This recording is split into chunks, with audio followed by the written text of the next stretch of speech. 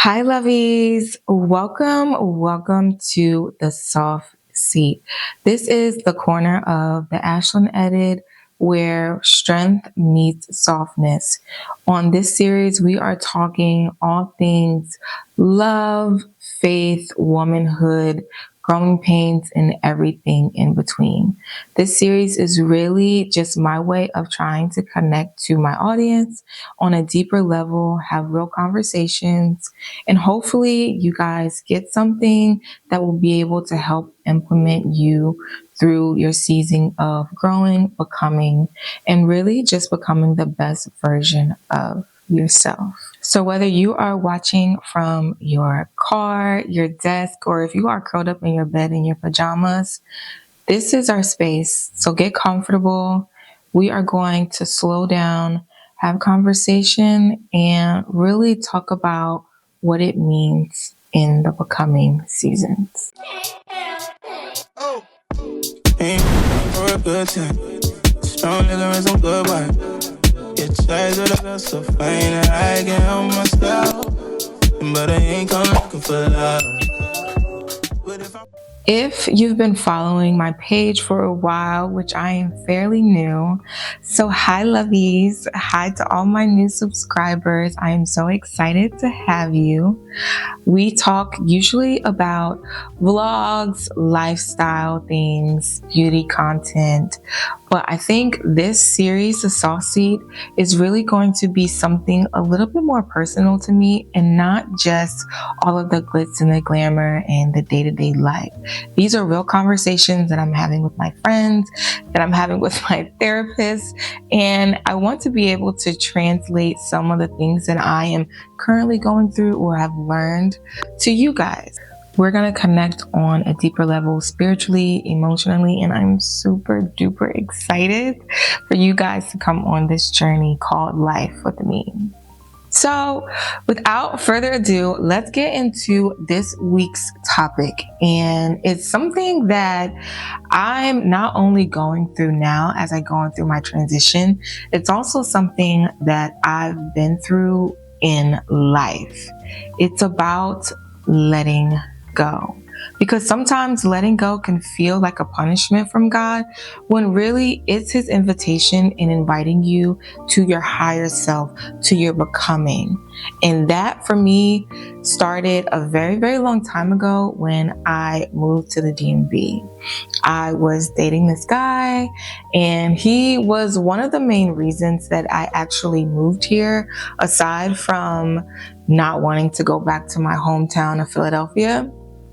I thought of it as a way that, this is somebody that I thought that I loved, that I really liked, and that I was building a life with, really. And I quickly found out that that was not the case. And not necessarily that there was anything wrong with the relationship. It just wasn't the relationship, or this wasn't the person that God was calling me to be. And when He started to talk to me about those things, I was not trying to hear it. He started with small things. And then it got really, really loud around COVID, where we were literally in the house all the time. And I got to see the character of this person.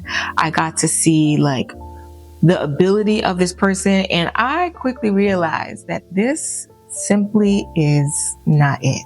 I had to realize that what was leaving me wasn't necessarily rejection. It was God gently redirecting me to be the woman and to be the person that He has called me to be. But at the time, it honestly didn't feel like that. It got really bad to the point where I was crying at 4:00 in the morning. I was at a job that I hated, this relationship that I hated, the apartment that I hated, all of these things I did not want. And it got to a point where I thought about simply just not being here. And I remember when I had that conversation with him and I told him I don't want to be here anymore. He literally looked at me and went back into the room. What kind of support is that? And I think during that moment right there, God was like, no, girlfriend, we got to go. We got to get up out of here. So if you are in a season where you feel like God is pushing you to letting go of some things, I want to share a couple of tips that have helped me throughout the years. Because when I tell you it was very, very hard for me, it was extremely hard. The first thing that I did was I had to sit down and have an honest conversation with God. I had to ask him, like, what is it that you want? I stopped asking God to stop taking me back to places that I had already grew from. I wanted to go back to the way things were, all the lovey-doveys, the butterflies, where we were just so happy. And I simply did not need that. What I needed was elevation. I needed God to take me and remove me from the situation expeditiously. I think it's so funny because when we ask God to remove people, places, or things from my life, there's a whole joke around like him doing it. This is a prayer. If you really want to know if God is listening to you, pray that prayer.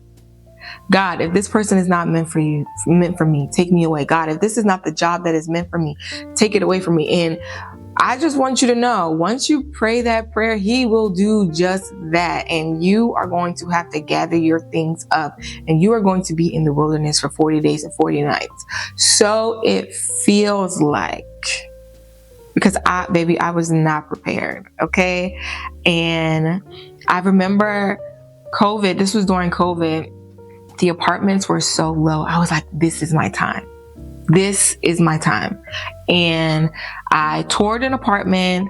This would then become the first apartment of me living by myself. Because before then, I had never lived by myself. I had a lot of siblings, so I always had to share a room growing up. Then going to college, of course, I had roommates, so I always had to share my room.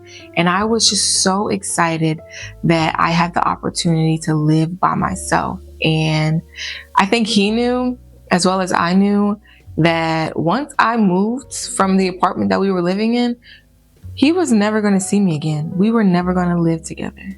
We were never going to see each other. And that's exactly what happened. So the first thing you need to do is you need to be real with yourself, and you need to be real with God. Second thing that I did was I had to redefine what love was. Growing up, I never seen relationships that were successful, that were happy. What I saw was a lot of happy toxicity, which essentially means that I saw a lot of people that portrayed being happy, but they weren't actually really happy. And that was something that I now am learning, and definitely I had to learn through the years. Because if you think that that first relationship that I moved from will be my first heartbreak, oh baby, it was not. But each relationship, each dating or talking phase, I learned a lot more about myself, and I learned a lot more about what love actually means. And it doesn't mean simply tolerating somebody just because you think that that's the best that you can get. You are the daughter of God. You are the daughter of the Almost High, and he wants you to have the best, the filet mignon, the champagne, the flowers. He wants you to experience it all, girlfriend, but you cannot do that unless you take a step back and start redefining what it actually means for you and what love is. And let me tell you, just because that man does not cheat, that does not mean it's love. That is literally the bare minimum. That is the bare minimum. Okay? I need us to get into the mindset, okay, that just because he doesn't cheat, that means he's the best person ever. No, that is not true. And I need us to get out of that. Okay? Third thing that I did is I started to focus on the becoming. And by becoming, I mean, I stopped asking God, why me? And I started asking, well, why not me? What is this teaching me? What is it that you're trying to show me in this process? Because oftentimes when we look at things that happen, whether that be losing a relationship, losing a job, which I am currently going through, I lost my job.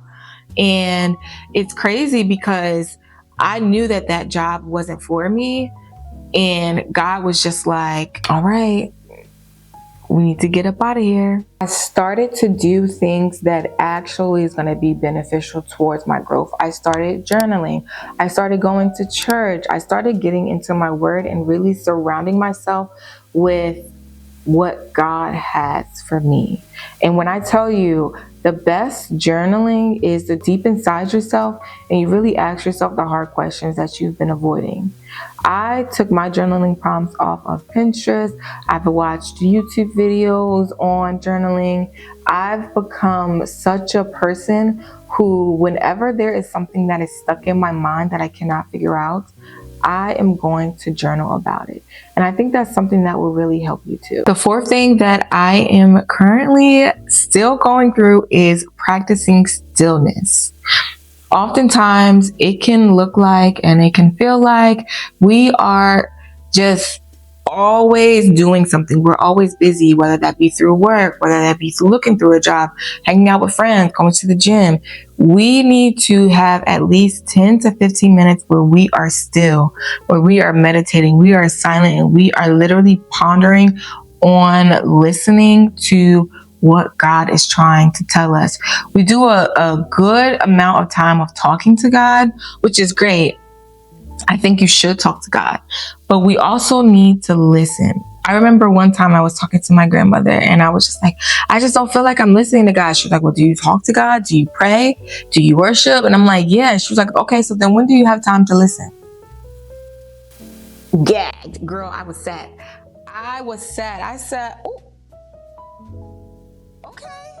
You're right. And again, this is still something that I am learning is stillness and being in quiet and being in the comfort of my own home where I close my eyes and I just focus.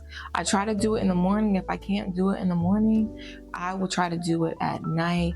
Before I go to bed, I'll just lay in my bed and just intentionally be still and be silent. If you are in the space of becoming, just know that you are not alone. You are not crazy for feeling the way that you are feeling. I often feel like, am I crazy? And even now I'm like, am I doing enough? Am I not doing enough? What is it that I should be doing? I'm always asking God, what is it that you want me to do? What should I be doing? And I have to realize that all things come with a process. Sarah Jake Roberts actually has a sermon, and I'll tag it in the description box. And it goes through the process of the promise that God always has for us versus the process. And to get to the promise, which is guaranteed, we have to go through the promise. And the process is where the devil will literally try to get you because he cannot stop the promise. But what he can do is he can stop that process. He could be like, oh, whoa, wait a minute. Oh, I'm gonna have you give up. Do you want to give up? No. Oftentimes we ask God to put us in position, in places that we see ourselves in, that is our higher self. But sometimes we get discouraged through the process because it doesn't look like how we want it to look. It doesn't sound like how we want it to sound. Even right now, I ask God to tell me what it is that I should be doing, steward my steps. And I'm sitting here recording this video still confused sometimes because I'm like, what is it that you want me to do? How do you want me to steward this time? And sometimes it can get discouraging, especially when we look at all of the external factors. I got bills.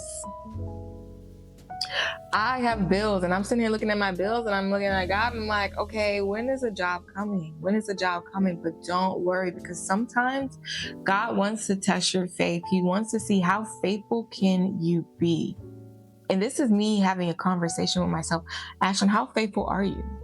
Because if you truly believe that God has kept you and has had you, which I have evidence that he has, why are we worried? Why are we sad? We just need to make sure that we are staying faithful in the process. If this spoke to you, comment one thing that you are releasing, and let's hold space for each other in this becoming. Thank you for joining me on the very first episode of The Soft Seed. Don't forget to like, comment, and subscribe, and hit that notification button so that way you do not miss an episode or an upload. I am so excited to have you here. And most importantly, don't forget to start showing up with grace, faith, and softness. Until next time, keep refining your glow up one edit at a time. I love you. Bye.